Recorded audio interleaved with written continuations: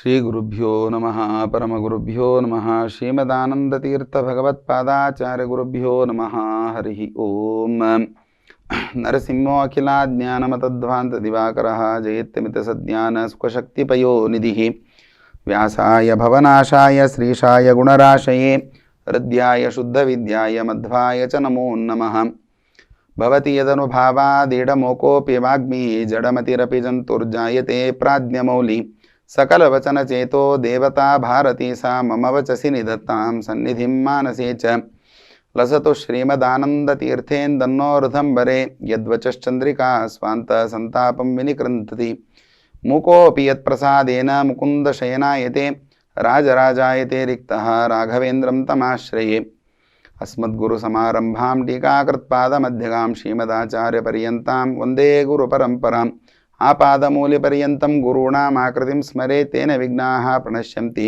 सिद्धञ्चितमनोरथाः श्रीगुरुभ्यो नमः हरि ओं अमृणीपति वेदव्यासाय नमः वेदपति वेदव्यासाय नमः भगवद्गीतापति वेदव्यासाय नमः हरि ओं ಈ ಮಾರ್ಗಶಿರ ಮಾಸಗಳಲ್ಲೇ ಅತ್ಯಂತ ಶ್ರೇಷ್ಠವಾಗಿರತಕ್ಕಂಥದ್ದು. ಯಾಕೆ ಅಂತ ವಿಚಾರ ಮಾಡಿ ನೋಡಿದರೆ, ಈ ಒಂದು ಮಾರ್ಗಶಿರ ಮಾಸದಲ್ಲಿ ಕಾರ್ತೀಕ ಮಾಸ ಮುಗಿದ ತಕ್ಷಣವೇ ಈ ಮಾರ್ಗಶಿರ ಮಾಸ ಬರುವಂತಹದ್ದು. ಈ ಮಾರ್ಗಶಿರ ಮಾಸದಲ್ಲೇನೆ ಸೂರ್ಯನು ಧನುರಾಶಿಯನ್ನು ಪ್ರವೇಶ ಮಾಡ್ತಾನೆ. ಪಂಚಾಂಗದಲ್ಲಿ ಅದನ್ನು ನಿಗದಿ ಮಾಡಿರ್ತಾರೆ. ಅಂತಹ ಒಂದು ಸೂರ್ಯನು ಧನುರಾಶಿಗೆ ಪ್ರವೇಶ ಮಾಡೋದನ್ನೇ ಧನುರ್ಮಾಸ ಅಂತ ಕರೀತಾರೆ.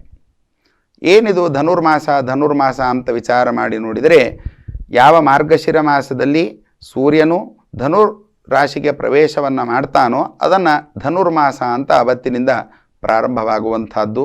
ಈ ಬರುವಂತಹ ಡಿಸೆಂಬರ್ ತಿಂಗಳಲ್ಲಿ 17ನೇ ತಾರೀಕಿನಿಂದ ಈ ಧನುರ್ಮಾಸ ಎಂಬುವಂಥದ್ದು ಪ್ರಾರಂಭವಾಗುವಂಥದ್ದು. ಅಂದರೆ ಸೂರ್ಯ ಆ ಧನುರಾಶಿಯನ್ನು ಪ್ರವೇಶ ಮಾಡತಕ್ಕಂಥದ್ದು ಧನುರ್ಮಾಸ ಅಂತ ಕರೀತಾರೆ.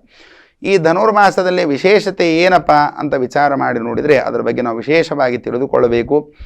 ಧನುರ್ನಾರಾಯಣನ ಒಂದು ಪ್ರೀತಿಗೋಸ್ಕರವಾಗಿ ಯಾವ ಒಂದು ಆಷಾಢ ಮಾಸ ಬಂತೋ ಅಲ್ಲಿ ಶೈನಿ ಏಕಾದಶಿಯಾದಿಗಳನ್ನು ಪ್ರಾರಂಭ ಮಾಡಿಕೊಂಡು ಆ ಕಾಲದಲ್ಲಿ ಚಾತುರ್ಮಾಸ್ಯ ಕಾಲದಲ್ಲಿ ಶ್ರೀಕೃಷ್ಣ ಪರಮಾತ್ಮ ಯೋಗ ನಿದ್ರೆಯಲ್ಲೇ ಇರ್ತಾನೆ.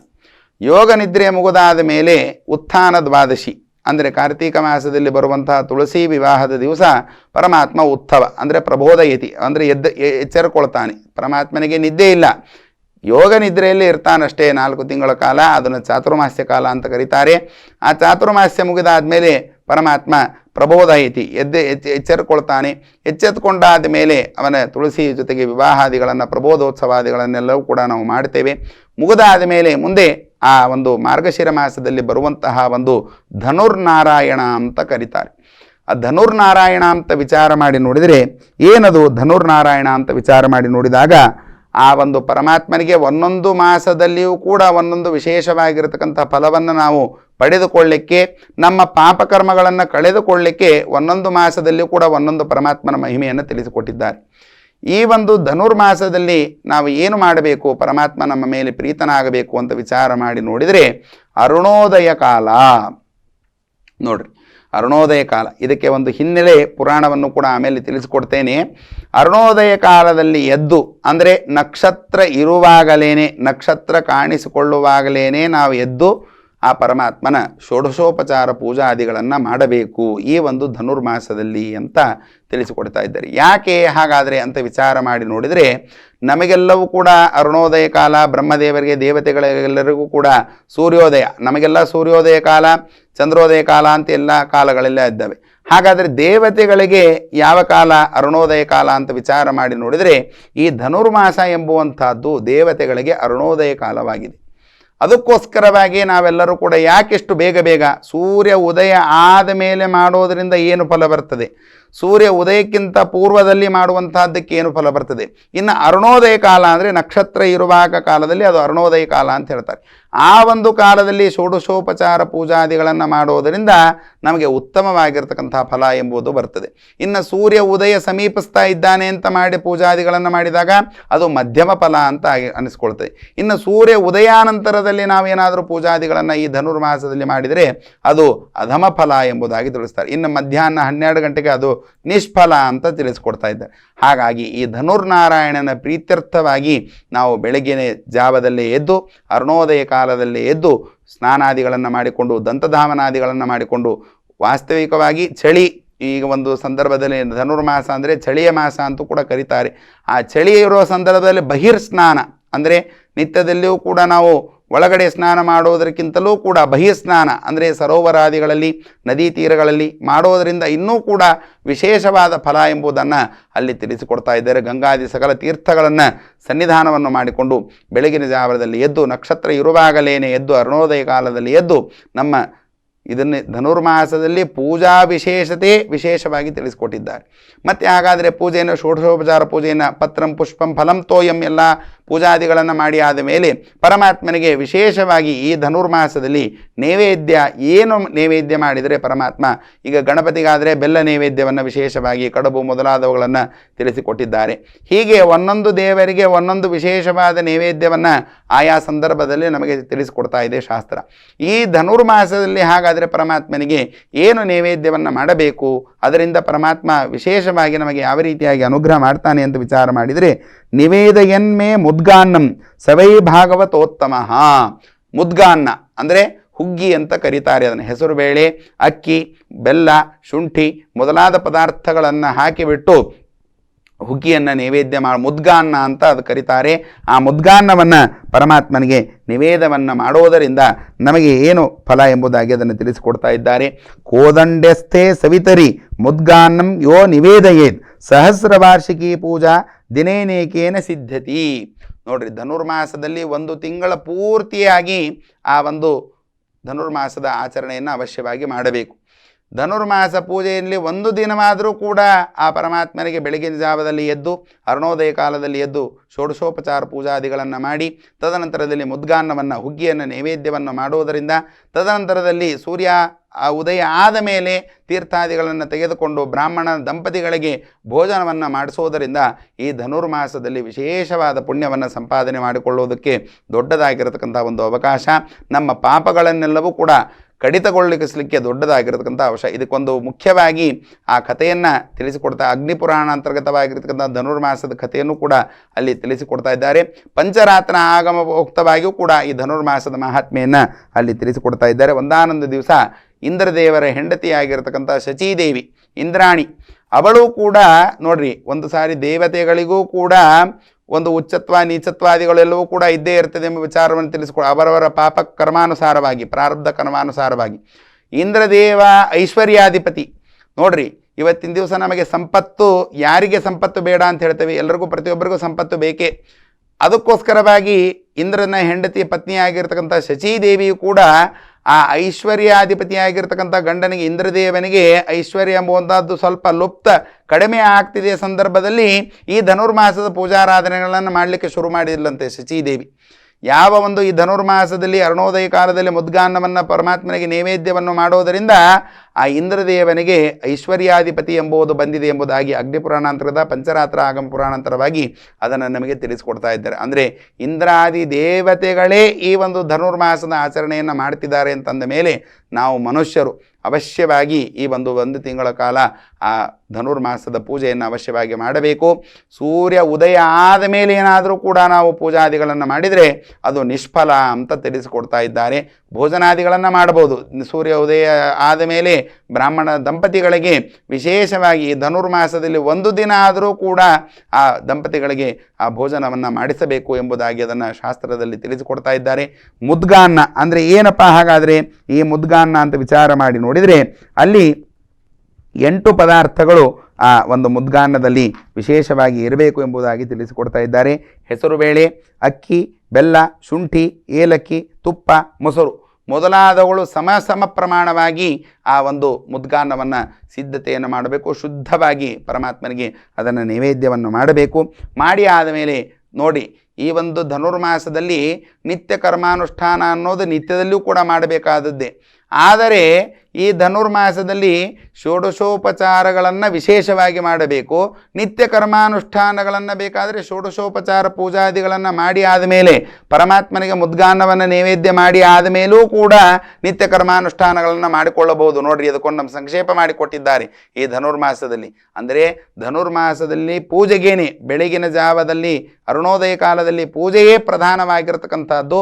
ಸ್ನಾನ ಸಂಧ್ಯಾವಂದನಾದಿಗಳು ಇವುಗಳನ್ನು ಕೂಡ ಜಪತಪಾದಿಗಳನ್ನು ಬೇಕಾದರೆ ಪೂಜೆಯನ್ನು ಮುಗಿಸಿ ಪರಮಾತ್ಮನಿಗೆ ಮುದ್ಗಾನ್ನವನ್ನು ನಿವೇದನೆಯನ್ನು ಮಾಡಿ ತದನಂತರದಲ್ಲಿ ಮತ್ತೆ ಜಪಾದಿಗಳನ್ನು ಸಂಧ್ಯಾವಂದನಾದಿಗಳು ಕೂಡ ಮಾಡಬಹುದು ಎಂಬುದಾಗಿ ಸಂಕ್ಷೇಪವನ್ನು ಕೂಡ ಇದು. ಅಂದರೆ ನಿತ್ಯ ಕರ್ಮಾನುಷ್ಠಾನ ಬಿಡಲಿಕ್ಕಿಲ್ಲ. ಸ್ನಾನ ಸಂಧ್ಯಾವಂದನೆ ಪೂಜಾದಿಗಳು ಸಾಲಿಗ್ರಾಮಾದಿಗಳು ನಿತ್ಯದಲ್ಲೂ ಕೂಡ ಮಾಡಲಿಕ್ಕೇ ಬೇಕು. ಅದನ್ನು ಕೂಡ ಸಂಕ್ಷೇಪ ಮಾಡಿಕೊಂಡು ಈ ಧನುರ್ಮಾಸದ ಅರುಣೋದಯ ಕಾಲದಲ್ಲಿ ಷೋಡಶೋಪಚಾರ ಪೂಜೆಯನ್ನು ವಿಶೇಷವಾಗಿ ಮಾಡಬೇಕು ಎಂಬ ವಿಚಾರವನ್ನು ತಿಳಿಸಿಕೊಡ್ತಾ ಇದ್ದಾರೆ.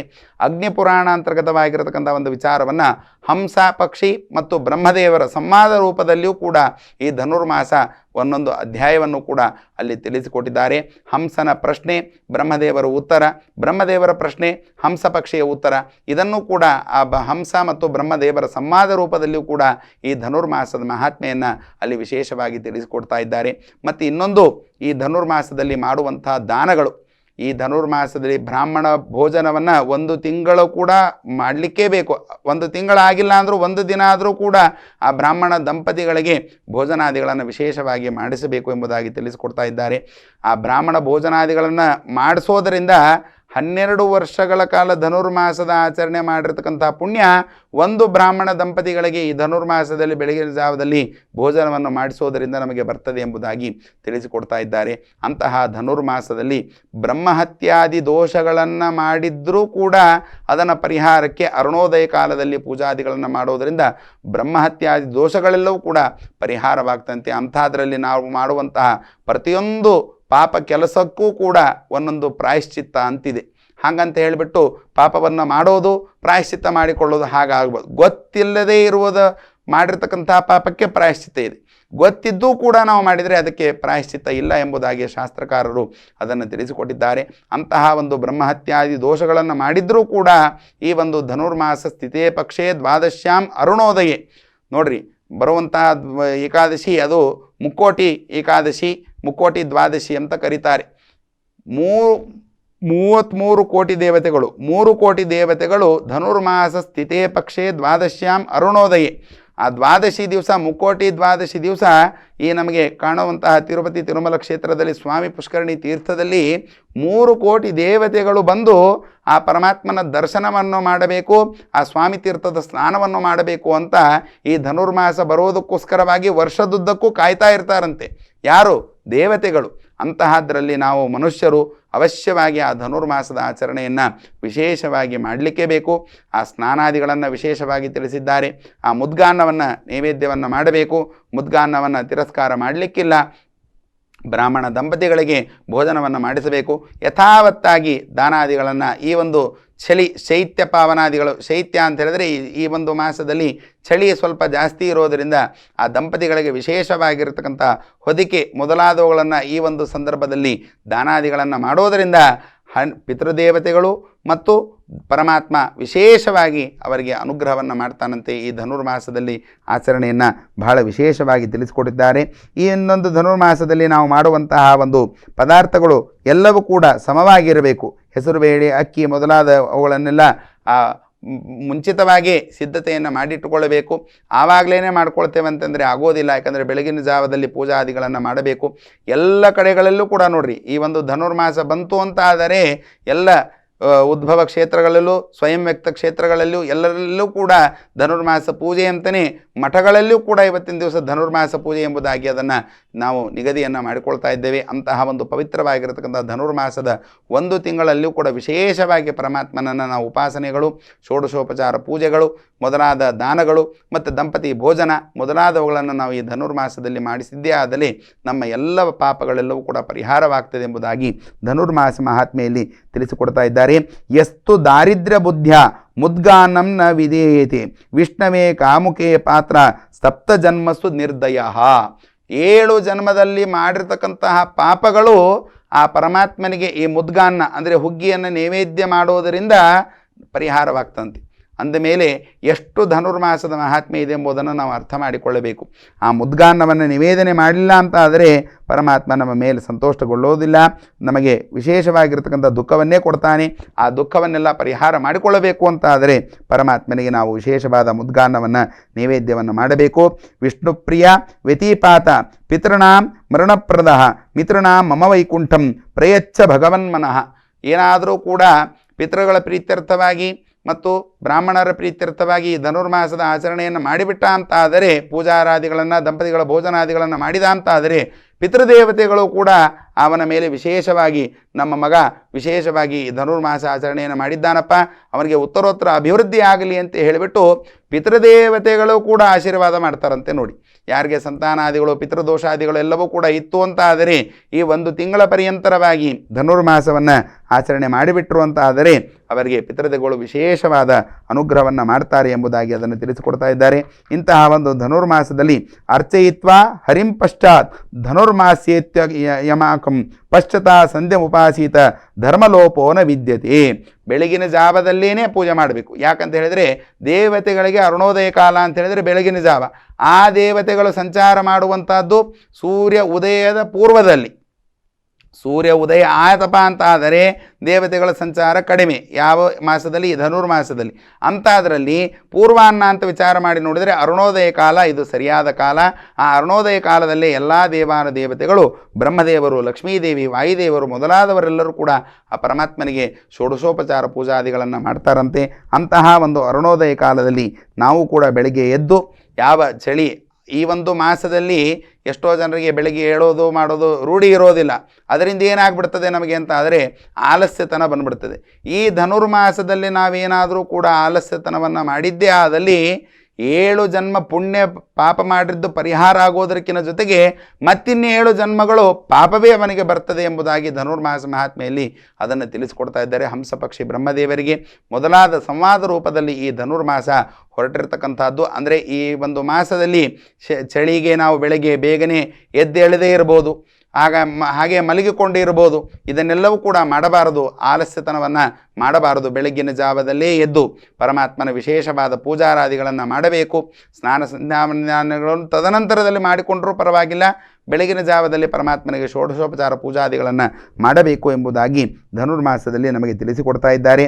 ಅಂತಹ ಒಂದು ಇನ್ನು ಪುರುಷರಿಗೆ ಧನುರ್ಮಾಸ ಪೂಜೆ ಅಂತ, ಸ್ತ್ರೀಯರಿಗೆ ಏನು ಹಾಗಾದರೆ ಅಂತ ವಿಚಾರ ಮಾಡಿ ನೋಡಿದರೆ ಆ ಶಚೀದೇವಿನೇ, ಯಾವ ಇಂದ್ರಜನ ಪತ್ನಿಯಾಗಿರ್ತಕ್ಕಂಥ ಶಚೀದೇವಿ ಆ ಭದ್ರಲಕ್ಷ್ಮಿ ಎಂಬುದಾಗಿ ಈ ಒಂದು ಧನುರ್ಮಾಸದಲ್ಲಿ, ಮಾರ್ಗಶಿರ ಮಾಸದಲ್ಲಿ ಮಾಸ ಮಹಾಲಕ್ಷ್ಮಿ ಅಂತ ಅದನ್ನೊಂದು ಕೂಡ ಸ್ತ್ರೀಯರಿಗೆ ವಿಶೇಷವಾಗಿ ಲಕ್ಷ್ಮೀದೇವಿಯನ್ನು ಉಪಾಸನೆಯನ್ನು ಮಾಡುವಂತಹದ್ದಾದರೆ ಈ ಒಂದು ಧನುರ್ಮಾಸದಲ್ಲಿ ಭದ್ರಲಕ್ಷ್ಮಿ ಸ್ತೋತ್ರ ಅಂತ ಅದನ್ನು ತಿಳಿಸಿಕೊಡ್ತಾ ಇದ್ದಾರೆ. ಪದ್ಮ ಕಮಲ ಮುಕುಂದ ಮಹಿಷಿ ಲಕ್ಷ್ಮೀ ತ್ರಿಲೋಕೇಶ್ವರಿ ಮಾ ಕ್ಷೀರಾಬ್ಧಿ ಸುತಾರವಿಂದ ಜನನಿ ವಿದ್ಯಾ ಸರೋಜಾತ್ಮಿಕ ಸರ್ವಾಭೀಷ್ಟ ಫಲಪ್ರದೇತಿ ಸತತಂ ನಾಮಾನಿ ಏ 12 ಪ್ರಾತಃ ಶುದ್ಧತರ ಪಠಂತೆ ಸತತಂ ಸರ್ವಾನ್ ಲಭಂತೆ ಶುಭಾನ್.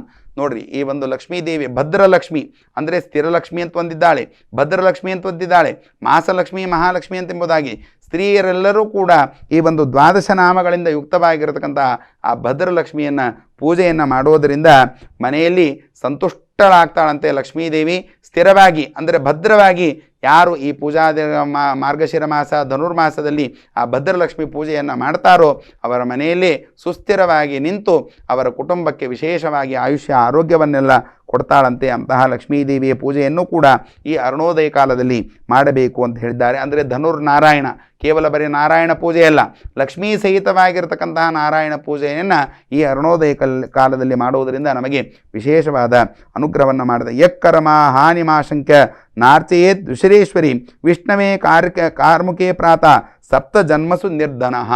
7 ಜನ್ಮದವರೆಗೂ ಕೂಡ ಅವನು ಧನಿಕನಾಗೇ ಇರ್ತಾನಂತೆ ಈ ಧನುರ್ಮಾಸದ ಒಂದು ಆಚರಣೆಯನ್ನು ಮಾಡೋದರಿಂದ. ನಿರ್ಧನಿಕ ಅಂತ ಆಗ್ಬಿಟ್ಟ ಅಂತಾದರೆ ಇವತ್ತಿನ ದಿವಸ ಧನ ಇದ್ರೇ ಎಲ್ಲ ವ್ಯಾಪಾರಗಳೆಲ್ಲವೂ ಕೂಡ ನಡೆಯುವಂಥದ್ದು. ನಿರ್ಧನಿಕ ಆದ ಅಂತ ಹೇಳಿದರೆ ಪರಮಾತ್ಮ ಅವನ ಮೇಲೆ ಕೃಪಾದೃಷ್ಟಿ ಆಗಿಲ್ಲ ಅಂತ ಹೇಳಿದರೆ ನಿರ್ಧನಿಕನಾಗ್ತಾನೆ. ಹಾಗಾದರೆ ಪರಮಾತ್ಮನ ಕೃಪಾದೃಷ್ಟಿ ನಮ್ಮ ಮೇಲೆ ಬೀಳಬೇಕು, ಪರಮಾತ್ಮ ನಮಗೆ ಅನುಗ್ರಹ ಮಾಡಬೇಕು ಅಂತ ಆದರೆ ಈ ಧನುರ್ಮಾಸದ ಆಚರಣೆಯನ್ನು ಅರುಣೋದಯ ಕಾಲದಲ್ಲಿ ವಿಶೇಷವಾಗಿ ನಾವು ಮಾಡಬೇಕು ಎಂಬ ವಿಚಾರವನ್ನು ತಿಳಿಸ್ತಾ ಇದ್ದಾರೆ. ಅಲ್ಲಿ ಧನುರ್ಮಾಸದ ಫಲಶ್ರುತಿಯನ್ನು ಕೂಡ ಅದನ್ನು ತಿಳಿಸಿಕೊಡ್ತಾ ಇದ್ದಾರೆ. ಈ ಒಂದು ಧನುರ್ಮಾಸದಲ್ಲಿ ಮುದ್ಗಾನ್ನವನ್ನು ನಿವೇದನೆ ಮಾಡೋದರಿಂದ ಪರಮಾತ್ಮ ಏನು ಮಾಡ್ತಾನಂತ ಹೇಳಿದ್ರೆ, ನಮಗಿರುವಂಥ ಇವತ್ತಿಂದ ಆಂತರಿಕ ಶತ್ರುಗಳು, ಬಾಹ್ಯ ಶತ್ರುಗಳು, ಆಂತರಿಕ ಶತ್ರುಗಳು ಕಾಮಕ್ರೋಧಾದಿ ಮೊದಲಾದವುಗಳು, ಇನ್ನು ಬಾಹ್ಯ ಶತ್ರುಗಳು, ಇವೆರಡನ್ನೂ ಕೂಡ ಪರಮಾತ್ಮ ಈ ಧನುರ್ಮಾಸದ ಆಚರಣೆಯನ್ನು ಮಾಡಿದರಿಂದ ಅವುಗಳನ್ನು ಪರಿಹಾರ ಮಾಡ್ತಾನಂತೆ. ದೀರ್ಘವಾದ ಆಯುಷ್ಯವನ್ನು ಕೊಡ್ತಾನಂತೆ. ಧನುರ್ಮಾಸ 1 ತಿಂಗಳ ಪರ್ಯಂತರವಾಗಿ 1 ದಿನವಾದರೂ ಕೂಡ 1 ತಿಂಗಳವೇ ಮಾಡಬೇಕು. ಆಗಿಲ್ಲ ಅನಾನುಕೂಲ ಅಂತ ಹೇಳಿದ್ರೆ 1 ದಿನ ಆದರೂ ಕೂಡ ಈ ಧನುರ್ಮಾಸದ ಆಚರಣೆಯನ್ನು ಅವಶ್ಯವಾಗಿ ಮಾಡಬೇಕು. 1 ತಿಂಗಳೇ ಮಾಡಬೇಕು. ಮಾಡೋದರಿಂದ ಪರಮಾತ್ಮ ದೀರ್ಘವಾದ ಆಯುಷ್ಯವನ್ನು ಕೊಡ್ತಾನಂತೆ. ಧನಧಾನ್ಯ ಸಂಪತ್ತು, ಈ ಒಂದು ಧನುರ್ಮಾಸದ ಪೂರ್ಣವಾದ ಆಚರಣೆಯನ್ನು ಮಾಡಿದರೆ ಧನಧಾನ್ಯವನ್ನು ಮನೆ ತುಂಬಿಸಿಬಿಡ್ತಾನಂತೆ ಪರಮಾತ್ಮ. ಹಾಗೆ ಧನಧಾನ್ಯಾದಿಗಳನ್ನು ಕೊಡ್ತಾನಂತೆ. ವಿಷ್ಣು ಭಕ್ತರಾಗುವಂತಹ ಒಂದು ಅನುಗ್ರಹವನ್ನು ಕೊಡ್ತಾನಂತೆ. ಜನ್ಮ ಜನ್ಮದಲ್ಲಿಯೂ ಕೂಡ ನಾವು ಪ್ರಧಾನವಾಗಿ ಬೇಕಾಗಿರತಕ್ಕಂಥದ್ದು ನಮಗೆ ವಿಷ್ಣುವಿನಲ್ಲಿ ಭಕ್ತಿ. ವಿಷ್ಣು ಭಕ್ತರಾಗದೇನೆ ನಾವು ಇವತ್ತಿನ ದಿವಸ ಬೇರೆ ಯಾರಿಗೋ ಕೂಡ ಭಕ್ತರಾದ್ವಿ ಅಂತ ಹೇಳಿದರೆ ಪ್ರಯೋಜನ ಇಲ್ಲ. ಯಾಕಂದರೆ ಬೇರೆ ಯಾರಿಗೋ ಭಕ್ತರಾದರೆ ಅವರು ಮೋಕ್ಷ ಮಾರ್ಗವನ್ನು ತೋರಿಸೋರು ಅಲ್ಲ, ಮೋಕ್ಷವನ್ನು ಕೊಡೋರು ಅಲ್ಲ. ಹಾಗಾದರೆ ವಿಷ್ಣು ಭಕ್ತರಾಗಬೇಕು ಅಂತ ಆದರೆ ಈ ಧನುರ್ಮಾಸದ ಆಚರಣೆಯನ್ನು ನಾವು ಅವಶ್ಯವಾಗಿ ಮಾಡಬೇಕು ಎಂಬುದಾಗಿ ತಿಳಿಸಿಕೊಡ್ತಾ ಇದ್ದಾರೆ. ಇನ್ನು ಈ ಧನುರ್ಮಾಸದಲ್ಲಿ ಧನುರ್ವ್ಯತಿಪಾತ ಅಂತ ಮೊದಲಾದವುಗಳು ಕೂಡ ಆವತ್ತಿನ ದಿವಸ ಬರ್ತಾ ಇದೆ. ಈ ವ್ಯತಿಪಾತ ಅಂತಂದರೆ ಅದನ್ನೇನು ಎಂಬುದಾಗಿ ವಿಚಾರವನ್ನು ನಾವು ನೋಡಬೇಕಾದಂಥದ್ದು. ಸೂರ್ಯನ ದೃಷ್ಟಿ ಮತ್ತು ಚಂದ್ರನ ದೃಷ್ಟಿ ಎರಡೂ ಕೂಡ ವಿಭಿನ್ನವಾದಾಗ ಅಲ್ಲಿ ಒಂದು ಹುಟ್ಟಿರ್ತಕ್ಕಂಥದ್ದೇ ಅದು ವ್ಯತಿಪಾತ ಅಂತ ಕರಿತಾ ಇದ್ದಾರೆ. ಅಂತಹ ವ್ಯತಿಪಾತ ಯೋಗ ಅಂತ ಈ ಧನುರ್ಮಾಸದಲ್ಲಿಯೂ ಕೂಡ ಅದು ಒಂದು ದಿವಸ ಬರ್ತದೆ. ಚಂದ್ರಾರ್ಕಯೋ ನಯನ ವೀಕ್ಷಣ ಜಾತಮೂರ್ತಿ ಕಾಲಾನದ್ಯುತಿನಿಭ ಪುರುಷೋತ್ತ ರೌದ್ರ. ಅಂದರೆ ಆ ವ್ಯತಿಪಾತ ಎಂಬುವಂಥದ್ದು ಸೂರ್ಯನ ದೃಷ್ಟಿ ಮತ್ತು ಚಂದ್ರನ ದೃಷ್ಟಿ ಬಿದ್ದಾಗ ಹುಟ್ಟಿರ್ತಕ್ಕಂಥದ್ದೇ ಅದು ವ್ಯತಿಪಾತ ಅಂತ ಕರೀತಾರೆ.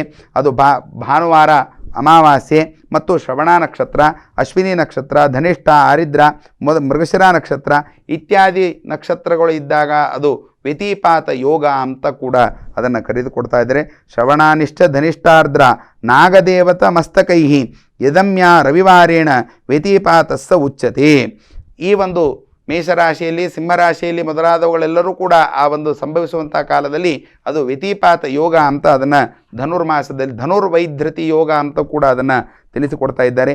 ಅಂತಹ ಸಂದರ್ಭದಲ್ಲಿ ನಾವು ಏನಾದರೂ ಕೂಡ ನೋಡಿ, ನಮಗೇನಾದರೂ ಶ್ರವಣ ನಕ್ಷತ್ರದಲ್ಲಿ ನಾವು ಜನಿಸಿದ್ದೇ ಆಗಿದ್ದರೆ, ಧನಿಷ್ಠ ಮೊದಲಾದ ನಕ್ಷತ್ರಗಳಲ್ಲಿ ನಾವು ಜನಿಸಿದ್ದೇ ಆಗಿದ್ದರೆ ಅಂತಹ ವ್ಯತಿಪಾತ ಯೋಗದ ದಿವಸ ಬ್ರಹ್ಮಚಾರಿಗಳಿಗೆ, ವಿಶೇಷವಾಗಿ ದಂಪತಿಗಳಿಗೆ ಮತ್ತು ಬ್ರಹ್ಮಚಾರಿಗೆ ಒಂದು ಪಾತ್ರೆಯಲ್ಲಿ ಹುಗ್ಗಿಯನ್ನು ಇಟ್ಟುಬಿಟ್ಟು ಅದನ್ನು ದಾನ ಮಾಡುವುದರಿಂದ ಆ ಎಲ್ಲ ಪಾಪಗಳೆಲ್ಲವೂ ಕೂಡ ಪರಿಹಾರವಾಗ್ತದೆ. ಅಂತಹ ಧನುರ್ಮಾಸದಲ್ಲಿ ನಿತ್ಯದಲ್ಲೂ ಕೂಡ ಬ್ರಾಹ್ಮಣನಿಗೆ ಹುಗ್ಗಿಯನ್ನು ಕೊಟ್ಟು ಯಥಾಶಕ್ತಿ ದಕ್ಷಿಣಾದಿಗಳನ್ನು, ವಸ್ತ್ರಾದಿಗಳನ್ನು ಕೊಟ್ಟು ಪೂಜಾರಾದಿಗಳನ್ನು ಮಾಡೋದರಿಂದ ಬ್ರಹ್ಮಚಾರಿ ಬ್ರಾಹ್ಮಣ ಪ್ರೀತನಾದ ಅಂತ ಹೇಳಿದರೆ ಸತ್ಸಂತಾನಾದಿಗಳೆಲ್ಲವೂ ಕೂಡ ಅನುಗ್ರಹವನ್ನು ಮಾಡ್ತಾನೆ. ಇನ್ನು ದಂಪತಿಗಳ ಭೋಜನವನ್ನು ಲಕ್ಷ್ಮೀನಾರಾಯಣ ರೂಪರಾಗಿರತಕ್ಕಂಥ ಬ್ರಾಹ್ಮಣ ದಂಪತಿಗಳಿಗೆ ಈ ಒಂದು ಧನುರ್ಮಾಸದಲ್ಲಿ ಅರುಣೋದಯ ಕಾಲದಲ್ಲಿ ಪೂಜಾದಿಗಳನ್ನು ಮಾಡಿಕೊಂಡು ದಂಪತಿಗಳಿಗೆ ಊಟವನ್ನು ಮಾಡಿಸುವುದರಿಂದ, ದಂಪತಿ ಭೋಜನವನ್ನು ಮಾಡಿಸುವುದರಿಂದ ವಿಶೇಷವಾಗಿ ಪರಮಾತ್ಮ ನಮ್ಮೆಲ್ಲ ಪಾಪಗಳನ್ನು ಕೂಡ ಪರಿಹಾರ ಮಾಡ್ತಾನಂತೆ. ಇಂತಹ ಒಂದು ಧನುರ್ಮಾಸ ವಿಶೇಷವಾಗಿ ದಾನಗಳನ್ನು ಧಾನ್ಯಗಳನ್ನು ಕೂಡ ದಾನ ಮಾಡ್ಬೋದು. ಮನೆಯಲ್ಲಿ ನಮಗೆ ಇವತ್ತಿನ ದಿವಸ ಹುಗ್ಗಿ ಮಾಡಲಿಕ್ಕೆ ಅನುಕೂಲ ಆಗಿಲ್ಲ ಅಂತ ಆದರೆ ಆ ಪದಾರ್ಥಗಳನ್ನಾದರೂ ಕೂಡ ದಾನ ಮಾಡೋದರಿಂದಲೇ ಏನು ಒಂದು ಆ ಪದಾರ್ಥವನ್ನು ಮಾಡಿ ಪರಮಾತ್ಮನಿಗೆ ನೈವೇದ್ಯವನ್ನು ಮಾಡಿರತಕ್ಕಂಥ ಪುಣ್ಯ ಬರ್ತದೋ ಆ ಪದಾರ್ಥವನ್ನು ದಾನ ಮಾಡೋದರಿಂದಲೂ ಕೂಡ ಆ ಪುಣ್ಯವನ್ನು ಪರಮಾತ್ಮ ಕೊಡ್ತಾನೆ. ಧನುರ್ನಾರಾಯಣ ವಿಶೇಷವಾಗಿ ಅನುಗ್ರಹವನ್ನು ಮಾಡ್ತಾನೆ. ಇನ್ನು ಈ ವ್ಯತಿಪಾತದಲ್ಲಿ ಅರ್ಘ್ಯವನ್ನು ಕೂಡ ಕೊಡಬೇಕು ಎಂಬುದಾಗಿ ತಿಳಿಸಿಕೊಡ್ತಾ ಇದ್ದಾರೆ. ವ್ಯತಿಪಾತ ಮಹಾಸತ್ವ ಸರ್ವಪಾಪ ಪ್ರಣಾಶನ ಸಹಸ್ರವಾಹೋ ವಿಶ್ವಾತ್ಮಾನ್ ಗ್ರಹಣಾರ್ಘ್ಯಂ ನಮೋಸ್ತುತೆ. ಆ ವ್ಯತಿಪಾತ ಯೋಗದ ದಿವಸ ಅರ್ಘ್ಯವನ್ನೆಲ್ಲವನ್ನು ಕೂಡ ಕೊಡಬೇಕೆಂಬುದಾಗಿ ಧನುರ್ಮಾಸ ಮಹಾತ್ಮೆಯಲ್ಲಿ ತಿಳಿಸಿಕೊಡ್ತಾ ಇದ್ದಾರೆ. ವಿಷ್ಣು ಚಕ್ರ ಸ್ವರೂಪಾಯ ನಮಸ್ತೆ ದಿವ್ಯ ತೇಜಸ್ಸೆ. ಪರಮಾತ್ಮ ಈ ಒಂದು ಮಾಸದಲ್ಲಿ ವಿಷ್ಣು ಅಚಿಂತ್ಯದ್ಭುತವಾಗಿರತಕ್ಕಂಥ ತೇಜಸ್ಸನ್ನು ಹೊಂದಿರ್ತಾನಂತೆ ಪರಮಾತ್ಮ. ಅದಕ್ಕೋಸ್ಕರವಾಗಿ ಆ ವ್ಯತಿಪಾತ ಯೋಗದ ದಿವಸ ಅರ್ಘ್ಯಾದಿಗಳನ್ನು ನಾವು ಕೂಡ ವಿಶೇಷವಾಗಿ ಕೊಡಬೇಕು. ವಿಷ್ಣುಪ್ರಿಯ ವ್ಯತಿಪಾತ ಪಿತೃಣಾಂ ಮನುಣಮನೃಪ ಪಿತೃಣಾಂ ಮಮ ವೈಕುಂಠಂ ಪ್ರಯಚ್ಛಂತು ಭಗವನ್ಮನಃ ತಸ್ಮಾತ್ ಪ್ರಸಾದೇನ ಮೇ ಭಕ್ತಿ ಸ್ವೇಯ್ಯ ಪರಮಪಾಮಿನಿ ಜ್ಞಾನ ವಿಜ್ಞಾನ ವೈರಾಗ್ಯಂ ಪ್ರಯಚ್ಛ ಭಗವನ್ಮಮ. ಈ ಒಂದು ಪರಮಾತ್ಮನ ವ್ಯತಿಪಾತ ಧನುರ್ಮಾಸದಲ್ಲಿ ಬರುವಂಥ ವ್ಯತಿಪಾತ ಯೋಗದ ದಿವಸ ನಾವು ಪಿತೃಗಳಿಗೆ ಅರ್ಘ್ಯಾದಿಗಳನ್ನು ಕೊಟ್ಟರೆ ಮತ್ತು ಪಿತೃದೇವತೆಗಳ ತರ್ಪಣಾದಿಗಳನ್ನು ಕೊಟ್ಟರೆ ಮತ್ತು ದೇವತೆಗಳಿಗೆ ಅರ್ಘ್ಯಾದಿಗಳನ್ನು ಕೊಟ್ಟರೆ ಪಿತೃದೇವತೆಗಳು ಕೂಡ ವಿಶೇಷವಾಗಿ ಸಂತುಷ್ಟರಾಗಿ ನಮ್ಮ ಎಲ್ಲ ಇಚ್ಛೆಗಳನ್ನು ಕೂಡ ಪೂರ್ಣ ಮಾಡ್ತಾರಂತೆ. ವಿಶೇಷವಾಗಿ ಪರಮಾತ್ಮನ ಪ್ರಸಾದ, ಆ ಪರಮಾತ್ಮನ ಪ್ರಸಾದದಿಂದ ಭಕ್ತಿ, ಆ ಪರಮಾತ್ಮನ ಭಕ್ತಿ ಉಂಟಾಯಿತು ಅಂತ ಆದರೆ ನಮಗೆ ವಿಶೇಷವಾದ ಜ್ಞಾನ, ಪರಮಾತ್ಮನ ವಿಷಯಕವಾದ ಜ್ಞಾನ, ಭಕ್ತಿ, ವೈರಾಗ್ಯಾದಿಗಳನ್ನು ಆ ಧನುರ್ನಾರಾಯಣನಾಗಿರ್ತಕ್ಕಂಥ ಪರಮಾತ್ಮ ಅನುಗ್ರಹವನ್ನು ಮಾಡ್ತಾನೆ ಎಂಬ ವಿಚಾರವನ್ನು ಧನುರ್ಮಾಸ ಮಹಾತ್ಮೆಯಲ್ಲೂ ಕೂಡ ಅದನ್ನು ನಮಗೆ ತಿಳಿಸಿಕೊಡ್ತಾ ಇದ್ದಾರೆ. ಇಂತಹ ಧನುರ್ಮಾಸದ ಆಚರಣೆ ಪ್ರತಿಯೊಬ್ಬರೂ ಕೂಡ ಮಾಡಬೇಕು. ಇವರಿಗಿಷ್ಟೇ ಧನುರ್ಮಾಸ, ಇವರಿಷ್ಟೇ ಮಾಡಬೇಕು ಅಂತ ಅಲ್ಲ, ಪ್ರತಿಯೊಬ್ಬರೂ ಕೂಡ ಈ ಧನುರ್ಮಾಸದ ಆಚರಣೆಯನ್ನು ಅವಶ್ಯವಾಗಿ ಮಾಡಬೇಕು. ಆಲಸ್ಯತನವನ್ನು ಬಿಟ್ಟು ಬೆಳಗಿನ ಜಾವದಲ್ಲಿ ಅರುಣೋದಯ ಕಾಲದಲ್ಲಿ ಸ್ನಾನಾದಿಗಳನ್ನು ಮಾಡಿಕೊಂಡು ಪರಮಾತ್ಮನ ಷೋಡಶೋಪಚಾರ ಪೂಜಾದಿಗಳನ್ನು ಮಾಡಿ ಆ ದಂಪತಿಗಳ ನೈವೇದ್ಯವನ್ನು, ಹುಗ್ಗಿಯನ್ನು ನೈವೇದ್ಯವನ್ನು ಮಾಡೋದರಿಂದ ಪರಮಾತ್ಮ ವಿಶೇಷವಾಗಿ ಅನುಗ್ರಹ ಮಾಡ್ತಾನೆ. ನಾವು ಮಾಡುವಂತಹ ಪ್ರತಿ ಕ್ಷಣಕ್ಕೂ ಮಾಡುವಂತಹ ಪಾಪಗಳನ್ನು ಕಳೆದುಕೊಳ್ಳೋದಕ್ಕೆ ದೊಡ್ಡದಾಗಿರ್ತಕ್ಕಂಥ ಒಂದು ಸಾಧನ ಅಂತಂದರೆ ಈ ಒಂದು ತಿಂಗಳು ಧನುರ್ಮಾಸ. ಆ ಧನುರ್ಮಾಸದಲ್ಲಿ ನಾವು ವಿಶೇಷವಾಗಿ ಮಾಡಿಬಿಟ್ವಿ ಅಂತ ಆದರೆ ಆ ಧನುರ್ಮಾಸದ ಆಚರಣೆಯನ್ನು ಮಾಡಿದರೆ ಪರಮಾತ್ಮ ನಮ್ಮ ಮೇಲೆ ಸಂತುಷ್ಟನಾಗ್ತಾನೆ, ನಮ್ಮ ಮಾಡಿರ್ತಕ್ಕಂಥ ಪಾಪಗಳನ್ನೆಲ್ಲೂ ಕೂಡ ಕಡಿತಾನೆ. ಹೇಗೆ ಆ ಪಾಪಗಳು ಹೋಗ್ತದೆ ಅಂತಂದರೆ, ಅಗ್ನಿಯಲ್ಲಿ ತುಪ್ಪವನ್ನು ಹಾಕಿದಾಗ ಹೊಗೆ ಯಾವ ರೀತಿಯಾಗಿ ಹೊಗೆ ಬಂದು ಯಾವ ರೀತಿಯಾಗಿ ಎಲ್ಲ ಕಡೆ ಹೋಗ್ತದೋ ಹಾಗೆ ಈ ಧನುರ್ಮಾಸದಲ್ಲಿ ನಾವೇನಾದರೂ ಕೂಡ ಪರಮಾತ್ಮನ ಅರುಣೋದಯ ಕಾಲದಲ್ಲಿ ಪೂಜಾರಾಧನೆಗಳನ್ನು, ದಂಪತಿಗಳ ಭೋಜನಗಳನ್ನು ಮಾಡಿಸೋದರಿಂದ ನಾವು ಮಾಡಿರ್ತಕ್ಕಂಥ ಪಾಪವೆಲ್ಲವೂ ಕೂಡ ಧೂಮದಂತೆ ಕರಗಿ ಹೋಗ್ತದೆ ಎಂಬ ವಿಚಾರವನ್ನು ಧನುರ್ಮಾಸ ಮಹಾತ್ಮೆಯಲ್ಲೂ ಕೂಡ ಅದನ್ನು ತಿಳಿಸಿಕೊಟ್ಟಿದ್ದಾರೆ. ಇನ್ನೂ ಅನೇಕ ವಿಚಾರಗಳು ಆ ಧನುರ್ಮಾಸ ಮಹಾತ್ಮೆಯಲ್ಲಿ ಇದೆ, ಬಹಳಷ್ಟು ವಿಚಾರಗಳೆಲ್ಲವೂ ಕೂಡ ಇದೆ.